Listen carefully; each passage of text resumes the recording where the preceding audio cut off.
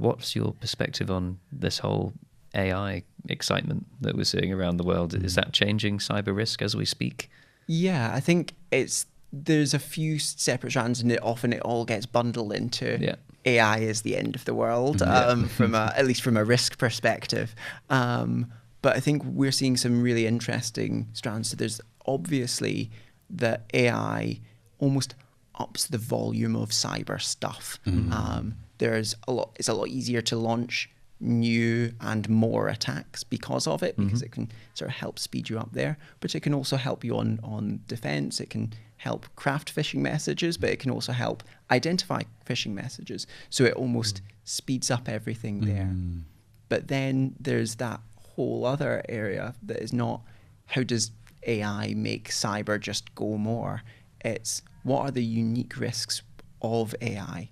And that's on one side is what sort of data breaches, data integrity are you exposing yourself to? Because there's a lot of quite naive implementations of telling the model, please don't share this with users.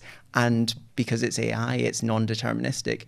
If you ask the right questions, you're gonna expose that training data. So making sure those are done as best as possible. And then finally, making sure that the AI behaves in the way that you genuinely want it to.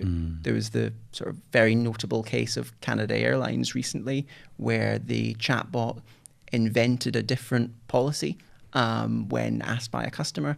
The customer had said, if I take a bereavement flight, do I just book it and then claim compensation back? And the AI said, yep, that's what it is.